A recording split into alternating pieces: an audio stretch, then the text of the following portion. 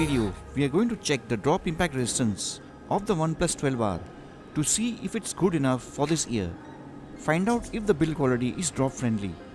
Also, we will see if there are any long-term drop effects or not after an year, so that you may make an informed decision to buy or not to buy the OnePlus 12R right now. We will be conducting 4 drop impact tests on the OnePlus 12R, 2 pocket height low drops from both sides which no phone has failed so far on the channel, and 2 more danger high drops again from both sides. We have high expectations from the OnePlus 12R since the 3D curved glass screen has never failed drops since it was implemented.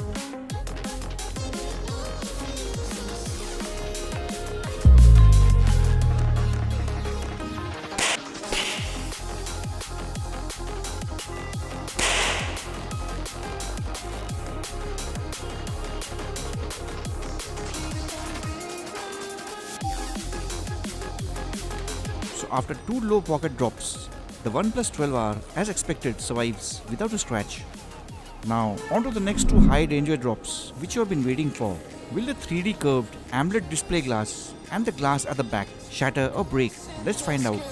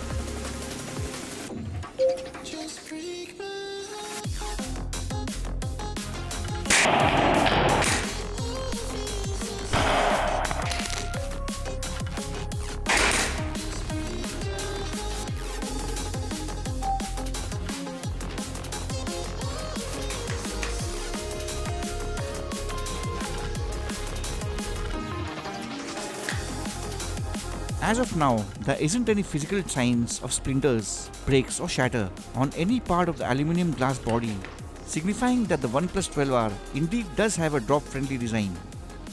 And as you can see, it is still doing well after an year without any functional failures as well.